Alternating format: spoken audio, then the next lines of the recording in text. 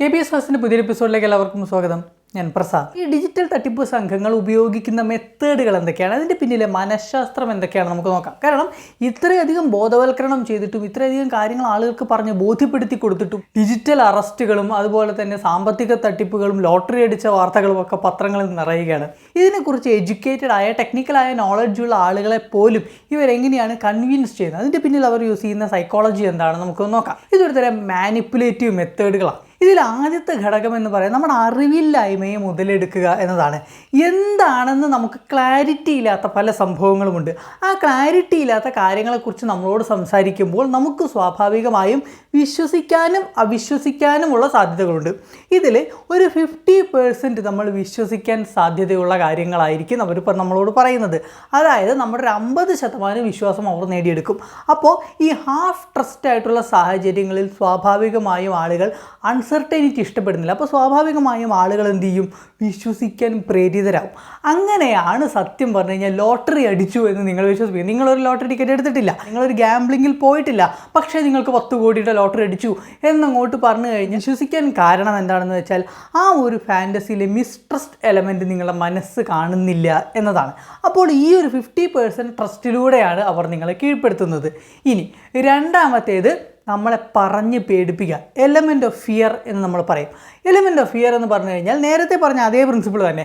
നമുക്കൊരു കാര്യത്തെക്കുറിച്ച് വ്യക്തമായ ധാരണയില്ല. വ്യക്തമായ ധാരണ ഇല്ലാത്ത സമയത്ത് ആളുകൾ അതിനെക്കുറിച്ച് പറയുമ്പോൾ നമുക്കൊരു പേടിയുടെ എലമെൻ്റ് ഉണ്ടാകും. പ്രത്യേകിച്ച് നമ്മളെ ഭീഷണിപ്പെടുത്തുന്ന സ്വരത്തിൽ പറയുമ്പോൾ നമുക്കൊരു പേടി ഉണ്ടാകും എന്നതാണ്. ഇതിനിവർ പല മെത്തേഡുകൾ ഉപയോഗിക്കും. അതോറിറ്റി ആയിട്ട് നമ്മളോട് സംസാരിക്കും, അതുപോലെ തന്നെ ആംബിയൻസ് വെച്ചുകൊണ്ട് നമ്മളോട് സംസാരിക്കും, റിപ്പീറ്റേറ്റീവായിട്ട് നമ്മളെ വിളിച്ചുകൊണ്ടിരിക്കും. ഇങ്ങനെയൊക്കെ പല കാര്യങ്ങളും ചെയ്യും. ഇങ്ങനെയാണ് ഡിജിറ്റൽ അറസ്റ്റുകൾ പോലെയുള്ള തട്ടിപ്പുകൾ. ഇവിടെയാണ് സൈക്കോളജിയുടെ അടുത്ത സ്റ്റെപ്പ് വരുന്നത്, നമ്മളെ ധൃതി പിടിപ്പിക്കുക എന്നതാണ്. അതായത് നമുക്കൊരു റഷ് ഉണ്ടാക്കുക. നിങ്ങളുടെ ആളെ ഞങ്ങൾ അറസ്റ്റ് ചെയ്ത് കഴിഞ്ഞിരിക്കുന്നു, നിങ്ങൾ പെട്ടെന്ന് തീരുമാനമെടുക്കണം, നിങ്ങൾ പെട്ടെന്ന് ഇങ്ങോട്ട് വന്ന് റിപ്പോർട്ട് ചെയ്യണം, അല്ലെങ്കിൽ പെട്ടെന്ന് ഇതിന് നഷ്ടപരിഹാരമോ അടയ്ക്കണം എന്നൊക്കെ പറഞ്ഞ് നമ്മളെ ധൃതി പിടിപ്പിക്കും. ധൃതി പിടിപ്പിക്കുമ്പോൾ നമ്മൾ ഓൾറെഡി പാനിക്കായ സിറ്റുവേഷനിൽ ഇരിക്കുന്ന സമയത്ത് അവർ പറയുന്ന അനുസരിക്കാനാണ് സാധ്യത കൂടുതൽ. സ്വയം ചിന്തിച്ച് നമ്മളായിട്ടൊരു ഡിസിഷൻ എടുക്കാനുള്ള സാധ്യതകൾ വളരെ കുറവാണ്.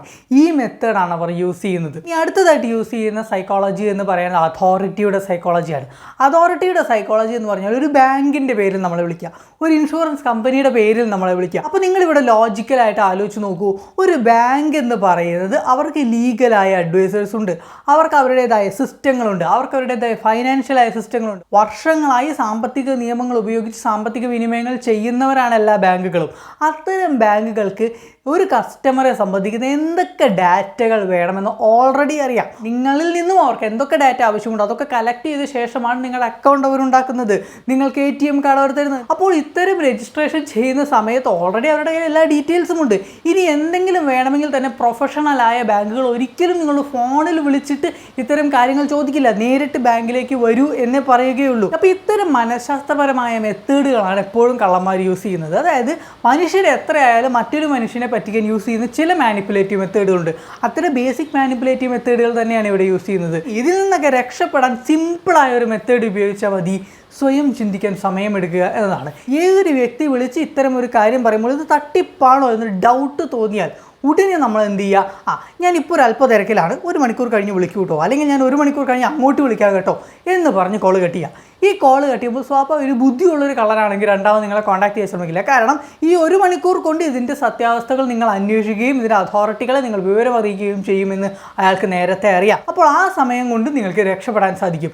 അതുപോലെ തന്നെ ഇത്തരം പിൻ നമ്പർ വേണം, ആ നമ്പർ വേണം, ഈ നമ്പർ വേണം എന്നൊക്കെ നിങ്ങളെ പറഞ്ഞ് വിളിക്കുന്ന സമയത്ത് ഇതേ മെത്തേഡ് അവിടെ അപ്ലൈ ചെയ്യാം. ഞാൻ ഇപ്പോൾ ഒരല്പം തിരക്കിലാണ് കേട്ടോ, ഞാൻ നാളെ ആ വഴി വരുന്നുണ്ട്, ഞാൻ അവിടെ ബാങ്കിൽ വന്നിട്ട് നേരിട്ട് തരാം എന്ന് പറയാം. ഇതൊക്കെ സത്യം പറഞ്ഞു കഴിഞ്ഞാൽ നമ്മളൊരു ഡിലേ ഉണ്ടാക്കുകയാണ്. അതായത് ഇവർ ഉപയോഗിക്കുന്ന ഇതേ മെത്തേഡിന് നമ്മൾ ബാക്ക് ഫയർ ചെയ്യുകയാണ് ചെയ്യുന്നത്. അതായത് ഇവർ നമ്മളെ ഭയപ്പെടുത്തുന്നു, ഇവർ നമ്മളെ പാനിക് ആക്കുന്നു, ഇവർ നമ്മളെ ധൃതി പിടിപ്പിക്കുന്നു. ഡിസിഷൻ മേക്കിങ്ങിൻ്റെ സമയത്തും ആക്ഷൻ ടേക്കിങ്ങിൻ്റെ സമയത്തും ഒരല്പം ഡിലേ കൊടുക്കുക എന്നുള്ളത് എപ്പോഴും നയതന്ത്രപരമായ ആളുകൾ ചെയ്യുന്ന ഒരു കാര്യമാണ്. ബേസിക്കലി ഒരു മനുഷ്യൻ മറ്റൊരു മനുഷ്യനെ പറ്റിക്കാൻ ഉപയോഗിക്കുന്ന ചില മാനിപ്പുലേറ്റീവ് മെത്തേഡുകളും അതിന് നമുക്ക് എങ്ങനെ പ്രതിരോധിക്കാം എന്നുമാണ് നമ്മൾ ഈ ഒരു വീഡിയോയിൽ പറഞ്ഞത്. പ്രിയപ്പെട്ടവർക്ക് വീഡിയോ ഇഷ്ടപ്പെടുത്താൻ മറ്റുള്ളവർക്ക് ഷെയർ ചെയ്യുക, വീഡിയോ ലൈക്ക് ചെയ്യുക, ചാനൽ സബ്സ്ക്രൈബ് ചെയ്യുക. Thank you so much.